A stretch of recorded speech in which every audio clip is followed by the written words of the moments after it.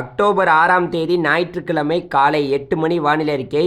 தற்போது இருக்கக்கூடிய வானிலை அமைப்பு என்னென்னா, டெல்டா மாவட்டங்களில் காலையிலேயே பார்த்திங்கன்னா மழையானது தொடங்கி இருக்கிறது. குறிப்பாக நம்மளுடைய டெல்டா மாவட்டம் ஊடாக மேகக்கூட்டங்கள் தொடர்ந்து பார்த்திங்கன்னா மேற்கு நோக்கி நகர்ந்து வருகிறது.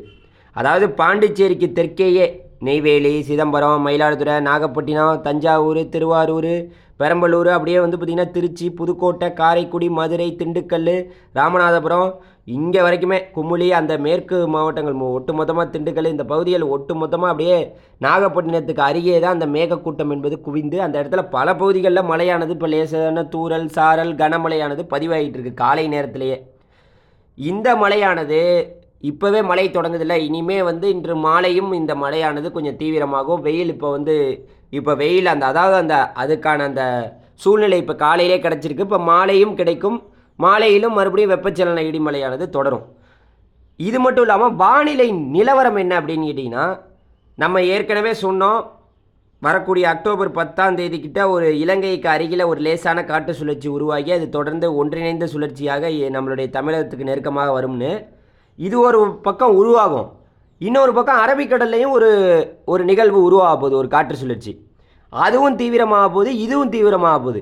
அந்த காற்று சுழற்சி அரபிக்கடலில் உருவாகிறது தொடர்ந்து தீவிரமாகி அப்படியே பார்த்திங்கன்னா மேற்கு நோக்கி பயணிக்க போகுது. அப்படியே ஏமன் ஓமன் நோக்கி அப்படியே போகுதுல்ல. அதே போல் இங்கே இலங்கைக்கு அருகில் உருவாக போகிற அந்த 10ஆம் தேதி உருவாக போகிற காற்று சுழற்சியும் தொடர்ந்து தீவிரமாகி அரபிக்கடலுக்கு மறுபடியும் போகும்.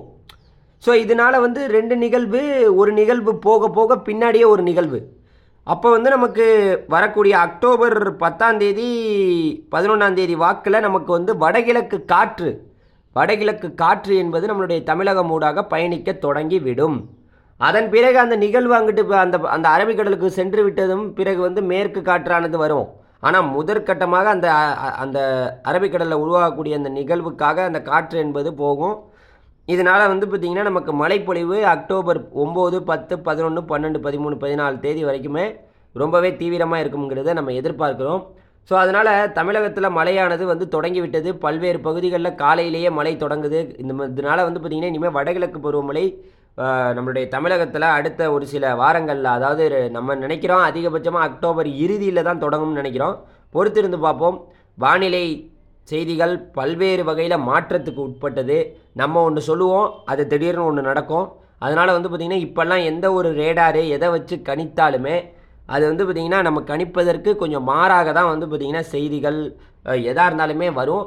இருந்தாலும் நம்மளுடைய சேனலை தொடர்ந்து பாருங்கள். உங்களுக்கு வானிலை செய்திகள், நீங்கள் விவசாயம் பண்ணுறது எல்லாத்துக்குமே நம்ம சேனல் ரொம்பவே உறுதுணையாக இருக்கும்னு சொல்லிவிட்டு இந்த வீடியோவிலிருந்து விடைபெறுகிறேன். நன்றி, வணக்கம். நன்றி. அடுத்த வீடியோவில் சந்திப்போம். நன்றி.